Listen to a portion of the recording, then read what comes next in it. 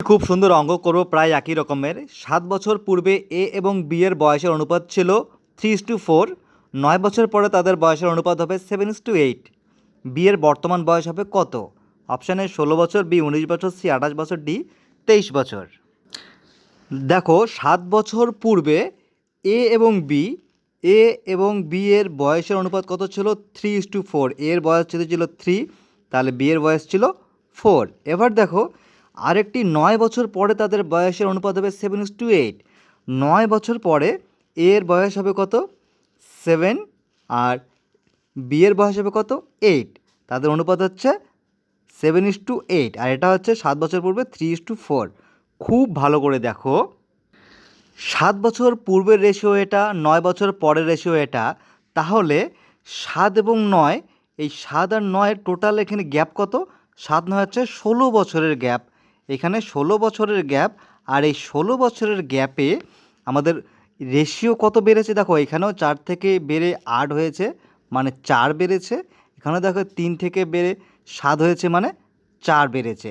তার মানে কি, এই যে রেশিও বেড়েছে 4 ইউনিট, আর বছর বেড়েছে কি? বছর বেড়েছে 16। 16 বছরের তফাতে রেশিওর তফাৎ 4।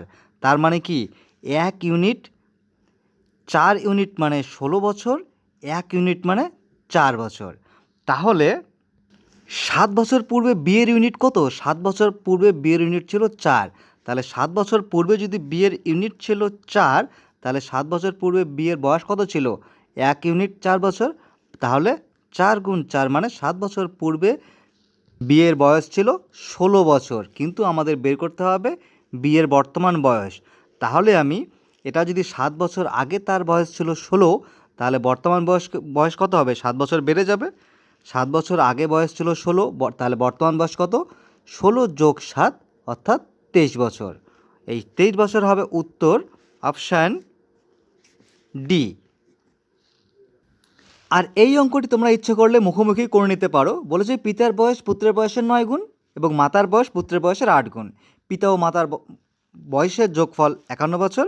পুত্রের বয়স চেয়েছে কত?